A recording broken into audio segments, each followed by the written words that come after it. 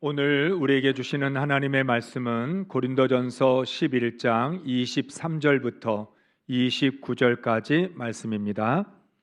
내가 너희에게 전한 것은 주께 받은 것이니 곧 주 예수께서 잡히시던 밤에 떡을 가지사 축사하시고 떼어 이르시되 이것은 너희를 위하는 내 몸이니 이것을 행하여 나를 기념하라 하시고 식후에 또한 그와 같이 잔을 가지시고 이르시되 이 잔은 내 피로 세운 새 언약이니 이것을 행하여 마실 때마다 나를 기념하라 하셨으니 너희가 이 떡을 먹으며 이 잔을 마실 때마다 주의 죽으심을 그가 오실 때까지 전하는 것이니라.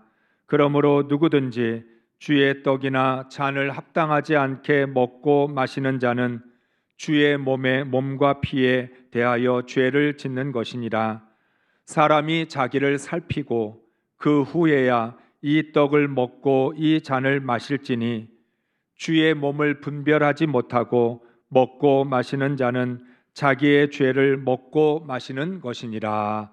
아멘. 할렐루야. 한 주간 동안 십자가와 부활의 사람으로 사셨습니까?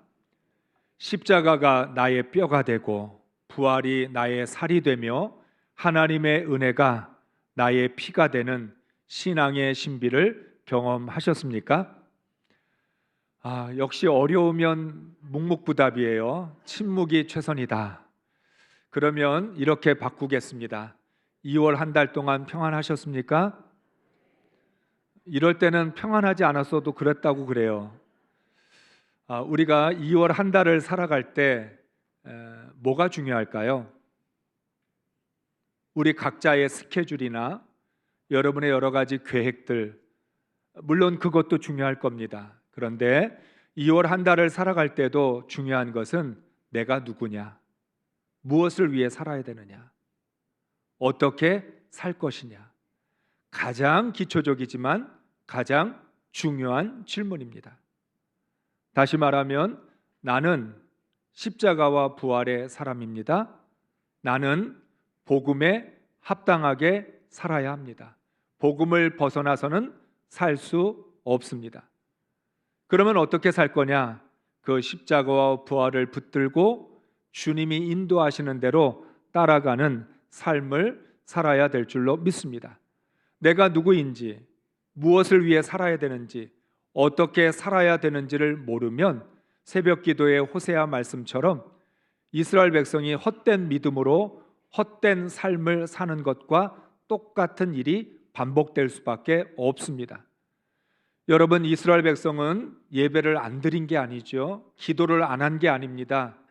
율법을 안 지킨 것도 아니에요. 그런데 하나님은 뭐라고 이야기하냐면 이스라엘 백성들의 믿음은 헛된 믿음이다.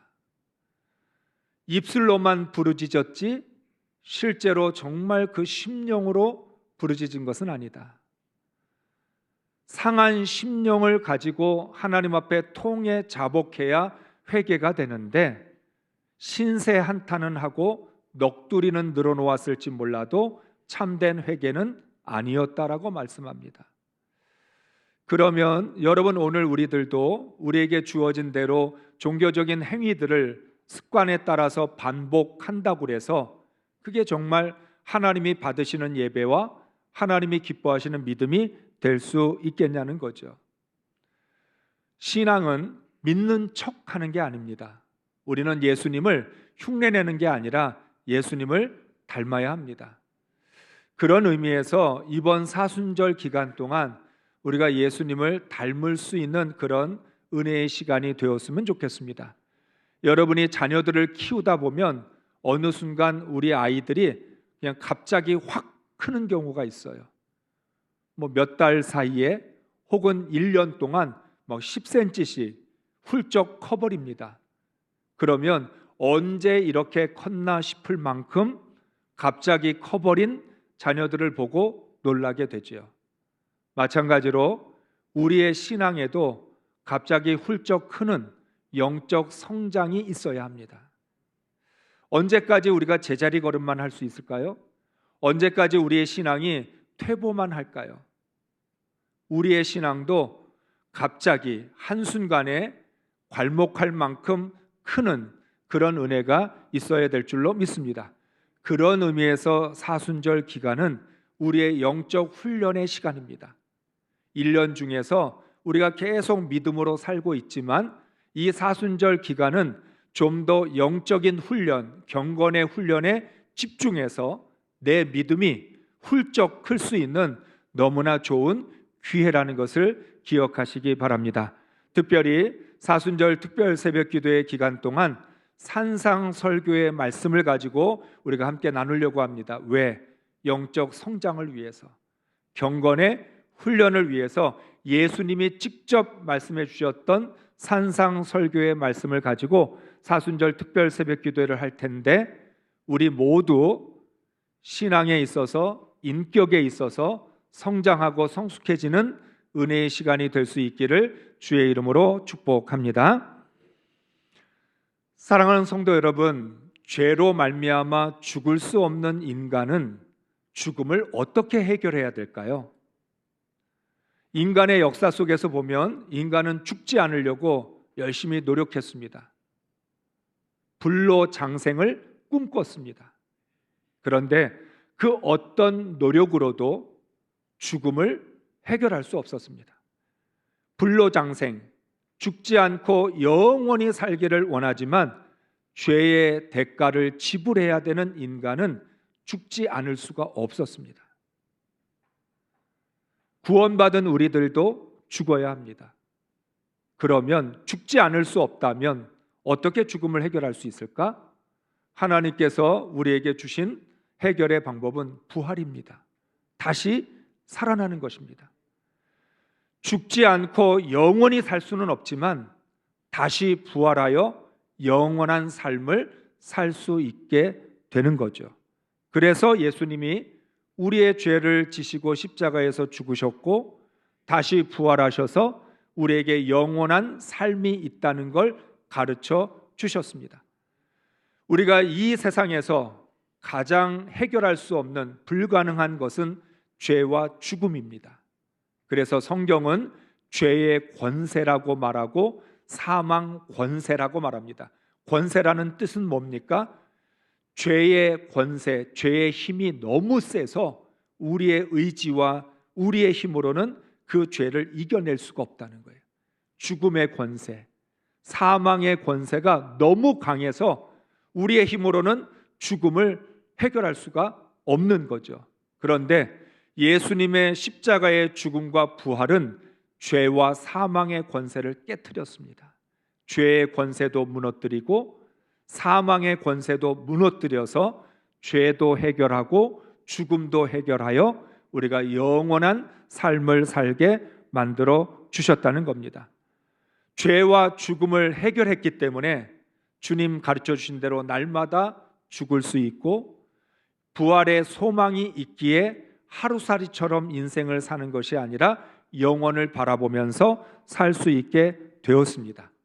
얼마나 좋은 일인지 모릅니다. 문제는 우리가 이걸 자꾸 잊어버린다는 거예요. 먹고 사는 일에 바빠서, 지금 당장 해야 될 일 때문에 바빠서 내가 죄와 죽음의 권세를 해결한 십자가와 부활의 사람이라는 것을 잊어버려요. 그래서 죄와 죽음을 해결하지 못한 세상 사람들처럼 똑같이 살아요. 구원받은 그리스도인들이 구원받지 못한 사람들처럼 똑같이 살고 있다는 게 얼마나 안타까운 일인지 모릅니다. 그래서 예수님은 제자들에게 십자가와 부활을 기억할 수 있는 은혜의 수단을 주셨습니다. 바로 주의 만찬, 즉 성찬입니다. 예수님이 잡히시던 밤에 이제 예수님이 십자가에서 죽으셔야 되는데 제자들과의 마지막 시간에 무엇을 행하셨냐면 성찬을 베풀어 주셨습니다. 왜 그랬을까요? 다시는 우리 이 제자들과 이 자리를 함께 할 수 없는데 예수님은 제자들이 일상 속에서 십자가와 부활의 사람으로 살아가기를 원하셔서 성찬을 베풀어 주셨습니다. 이러한 예수님이 보여주셨던 은혜의 수단은 구약에도 있었습니다. 이스라엘 백성들은 애굽 땅에서 놀라운 기적을 체험했습니다. 그 중에서도 가장 놀라운 기적은 애굽에 있는 모든 생명들 중에 처음 태어난 것들은 다 죽었는데 이스라엘 백성들만 죽지 않았습니다. 어떻게? 하나님이 말씀하신 대로 어린 양의 피를 문설주에 발랐더니 이스라엘 가정만 죽음이 넘어갔습니다. 죽음을 피할 수 있었습니다. 그래서 그날 이후로 이스라엘 백성들은 영원히 유월절을 지켜야 했습니다. 왜냐하면 유월절이 이스라엘 백성을 존재하게 만들어 주었기 때문입니다. 죽음이 넘어갔던 유월절의 은혜를 기억할 때 이스라엘은 거룩한 백성, 제사장 나라로 살 수 있었습니다. 반대로 유월절의 은혜를 기억하지 못했을 때 그는 더 이상 거룩한 백성도 아니고 제사장 나라도 아니었던 것입니다. 바울은 고린도전서 5장 7절에서 예수님을 유월절 어린 양이라고 말합니다. 유월절 어린 양이라고 하는 표현을 통해서 예수 그리스도가 구약과 신약을 연결해주는 중심이 되고 있다는 것을 말해주고 있습니다. 따라서 그리스도인들은 유월절 어린 양이신 주님의 살과 피를 먹고 마심으로 구원의 은혜 안에서 살 수 있습니다. 유월절과 성찬은 일상에서 거룩을 경험하게 하는 은혜의 수단입니다. 그러나 은혜의 수단을 잘못 행하면 유익이 되지 않고 해가 될 수 있습니다. 아무리 은혜의 수단일지라도 그것을 허락하신 하나님의 뜻을 따르지 않으면 죄가 될 수도 있습니다. 하나님께서 우리가 일상생활 속에서 십자가와 부활을 잊어버리지 말라고, 십자가와 부활을 직접 체험해서 내가 십자가와 부활의 사람이라는 것을 기억하고 살아가라고 성찬을 허락해 주셨는데, 만약 하나님이 주신 목적에 따라서 성찬을 행하지 않으면 이게 유익이 되는 게 아니라 해가 될 수 있다는 겁니다. 이거는 제가 드리는 말씀이 아니라 17절에 나와 있는 말씀입니다. 우리 17절의 말씀을 세 번역으로 읽겠습니다. 다음에 지시하는 일에 대해서는 나는 여러분을 칭찬할 수 없습니다. 그것은 여러분이 모여서 하는 일이 유익이 되기보다는 오히려 해가 되기 때문입니다. 아멘. 고린도 교회 성도들도 성찬을 좋아했습니다. 주의 만찬을 먹고 마셨습니다. 그런데 성찬을 예수님이 가르쳐 주신 대로, 하나님이 말씀하신 대로 행하지 않았습니다. 그래서 성찬을 하는 것이 유익이 되지 못하고 해가 되었다라고 말하고 있습니다. 바울은 17절부터 34절까지 올바른 성찬이 어떤 것인지, 그러면 어떻게 성찬을 해야 하나님 말씀대로 하는 것인지를 말씀하고 있습니다. 여러분, 우리가 잘 아는 것처럼 성찬은 예수님이 시작하셨습니다. 바로 예수님이 제자들에게 살과 피를 나누어 주시면서 먹고 마시라 명령하심으로써 성찬이 시작됐습니다. 교회가 만든 게 아닙니다. 사람이 만든 게 아니에요. 시작 자체가 예수님이 시작하셨고 어떻게 해야 되는지 예수님이 직접 보여주셨어요. 그러므로 우리는 철저히 예수님이 말씀하시고 예수님이 보여주셨던 방법으로 성찬을 해야 될 줄로 믿습니다. 그러면 어떻게 하는 게 예수님의 말씀대로 하는 성찬일까요? 첫째, 성찬의 목적과 의미가 무엇인지를 바르게 알아야 합니다. 여러분, 지금까지 수없이 많은 성찬을 했는데 어떨 때는 아무 생각 없이 주일 예배 왔다가 오늘 성찬하네? 그래서 성찬을 받았던 적도 있을 거예요. 습관적으로 그냥 아무 생각도 없이 성찬의 목적, 성찬의 의미 생각도 한 적이 없이 성찬을 하니까 받았을 뿐인 그런 성찬이 우리에겐 여러 번 있었을 거예요. 오늘 26절 말씀을 같이 읽습니다. 너희가 이 떡을 먹으며 이 잔을 마실 때마다 주의 죽으심을 그가 오실 때까지 전하는 것이니라. 아멘. 성찬의 목적이 뭐라고요? 이 떡과 잔을 마실 때마다 주의 죽으심을 그가 다시 오실 때까지 전하는 것이다. 주님의 살과 피를 먹고 마시는 목적은 뭐냐? 십자가의 죽으심을 기억하면서 주님 오실 때까지, 다시 오실 때까지 우리가 그것을 기억할 뿐만 아니라 그것을 전파하기 위해서 성찬을 하는 것입니다. 그러면 요한복음 6장 54절에서는 뭐라고 이야기하는지 세 번역으로 읽겠습니다. 내 살을 먹고 내 피를 마시는 사람은 영원한 생명을 가지고 있고 마지막 날에 내가 그를 살릴 것이다. 아멘. 고린도전서 11장 26절에는 주의 죽으심을 기억하는 것이다. 그런데 요한복음 6장 54절에서는 그의 다시 살아나심, 부활을 기억하는 것이다 라고 말씀합니다. 바로 주님의 살과 피를 먹고 마실 때 영원한 생명을 가지게 되는 것이고, 영원한 생명이 있는 사람은 예수님이 마지막 때에 다시 살리게 될 것이라는 겁니다. 따라서 성찬은 십자가와 부활을 경험하는 것입니다. 내가 비록 죽지 않았어도 주님의 살과 피를 먹고 마심으로 십자가의 죽음을 맛볼 수 있습니다. 아직 우리는 부활을 경험하지 못했습니다. 그러나 예수의 생명이 내 안에 거함으로 영원한 생명이 있음을 느낄 수 있습니다. 그래서 주님의 살과 피는 생명의 양식입니다. 요한복음 6장 55절 56절을 세 번역으로 읽습니다. 내 살은 참 양식이요 내 피는 참 음료이다. 내 살을 먹고 내 피를 마시는 사람은 내 안에 있고 나도 그 사람 안에 있다. 아멘. 여러분, 예수님이 내 안에 계신다는 걸 우리가 어떻게 알 수 있습니까? 바로 성찬을 통해서 알 수 있습니다. 이건 주님이 직접 하신 약속입니다. 내 살과 피를 먹고 마시는 사람은 내가 그 안에 있겠다. 그 사람은 내 안에 있다.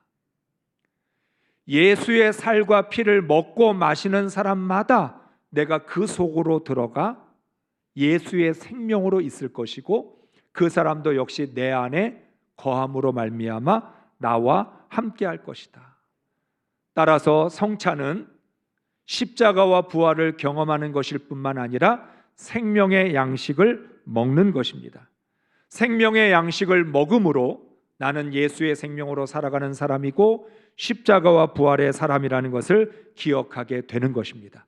그래서 예수님은 다시 오실 때까지, 내가 다시 오실 때까지 너희는 이 성찬을 꼭 행하고 그리고 이것을 전파하라고 말씀해 주셨습니다. 바로 성찬을 통해서 우리는 십자가와 부활의 복음에서 벗어나지 않을 수 있는 것입니다. 그러므로 성찬은 우리의 신앙을 지켜주는 은혜의 수단이고 그리스도인의 정체성을 지켜주는 기억의 증표입니다. 둘째는 성찬의 자세를 바르게 알아야 합니다. 첫째가 성찬의 목적이 뭐냐? 성찬의 의미가 어떤 것이냐? 우리에게 말씀하셨다면 이번에는 그러면 성찬을 받는 자세는 어떠해야 되는지 27절에서 말씀합니다. 같이 읽습니다. 그러므로 누구든지 주의 떡이나 잔을 합당하지 않게 먹고 마시는 자는 주의 몸과 피에 대하여 죄를 짓는 것이다. 아멘. 좀 무서운 경고입니다. 합당하지 않게 주의 살과 피를 먹고 마시면 주의 살과 피에 대하여 죄를 짓는 것이다. 우리는 특별한 죄 진 거 없는데 가만히 앉아서 성찬을 받았을 뿐인데 죄가 될 수 있다는 거예요. 주님의 살과 피를 먹고 마시는 일이기 때문에 이건 반드시 하나님께 합당해야 되고 주님의 십자가와 부활에 합당해야만 한다는 것입니다. 호세아는 이스라엘 백성들을 향하여 제단이 늘어나는 만큼 죄도 늘어난다라고 경고했습니다. 제단이 늘어나는 건 좋은 일 아닙니까? 더 많은 사람들이 예배를 드릴 수 있고 예배를 많이 드리면 좋은 일인데 왜 죄가 될까요? 진정으로 예배 드리지 않는 가운데 제단만 늘어나면 예배를 드릴수록 죄만 짓는 거다. 은혜의 수단인데 기도하고 찬양하고 말씀을 듣는 건 너무 좋은 일인데 마음이 없이, 중심이 없이 그냥 습관적으로 형식적으로 반복만 하면 오히려 죄가 될 수 있다는 겁니다. 그렇다면 어떻게 하는 것이 합당하게 성찬을 하는 것일까요? 28절, 29절의 말씀을 읽습니다. 사람이 자기를 살피고 그 후에야 이 떡을 먹고 이 잔을 마실지니 주의 몸을 분별하지 못하고 먹고 마시는 자는 자기의 죄를 먹고 마시는 것이니라. 아멘. 자, 성찬을 받기 전에 뭐부터 하라고요? 자신을 살펴라. 나를 살펴라. 살피다라는 헬라어의 뜻은 조사하다, 검사하다, 시험하다는 뜻입니다. 나를 시험해봐라. 나를 검사하고 조사해봐라. 쉽게 말하면 내가 지금 어떻게 신앙생활하고 있는지, 내가 지금 어떻게 살고 있는지, 내 영적인 상태는 어떤 것인지, 내가 정말 십자가와 부활의 사람으로 살아가고 있는지 이 모든 것 조사해보고 검사해보고 시험을 통해서 증명한 다음에 성찬을 받으라는 것입니다.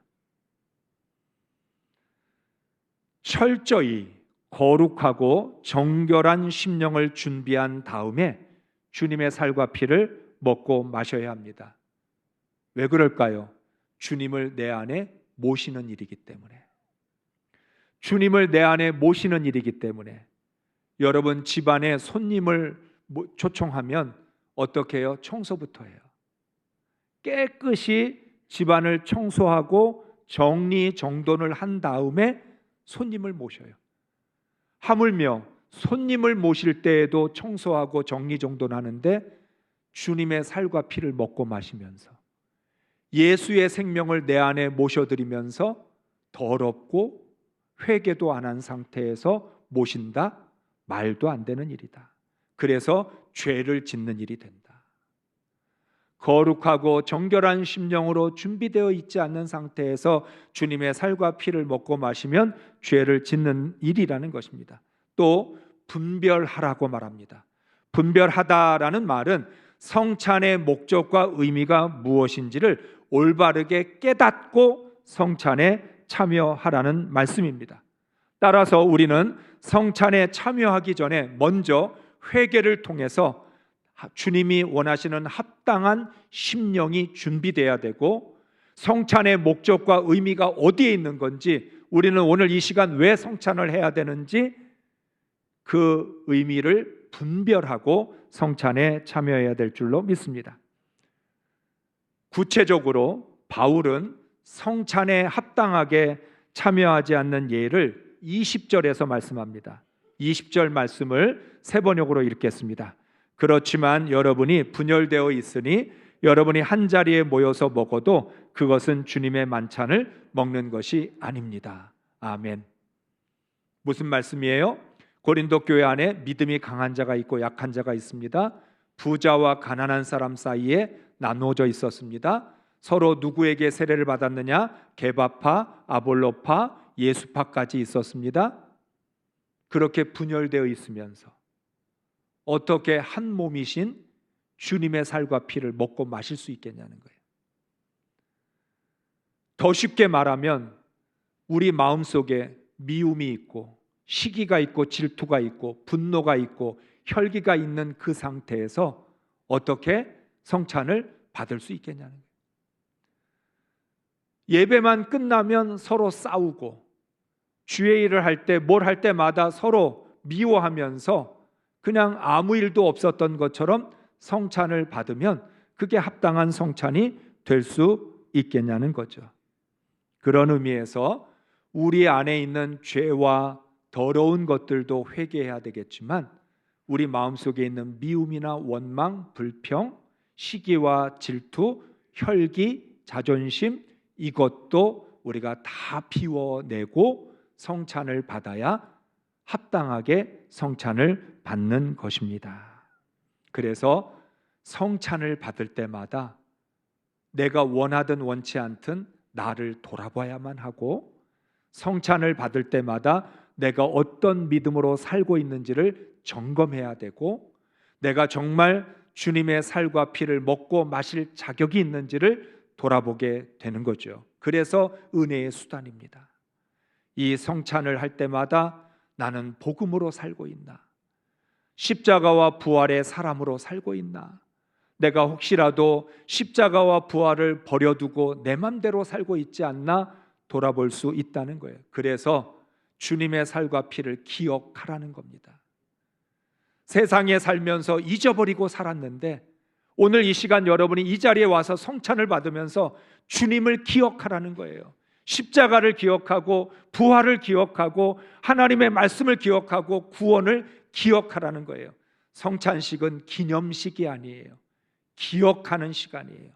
그것을 우리는 계속해서 리바이벌, 계속해서 기억하고 또 기억함으로 우리는 철저히 예수의 사람으로 살아가야 한다는 겁니다. 우리는 오늘 성찬을 통해서 주님의 십자가와 부활에 참여하려고 합니다. 오늘 이 시간 주님의 살과 피를 먹고 마심으로 내 안에 예수의 생명을 받아들이려고 합니다. 우리가 합당하게 우리 자신을 살피고 분별하면서 성찬에 참여할 수 있기를 바랍니다. 우리 모두가 예수님이 가르쳐 주신 대로 성찬에 참여함으로 주님이 다시 오실 때까지 십자가와 부활의 사람으로 살아갈 수 있기를 주의 이름으로 축복합니다.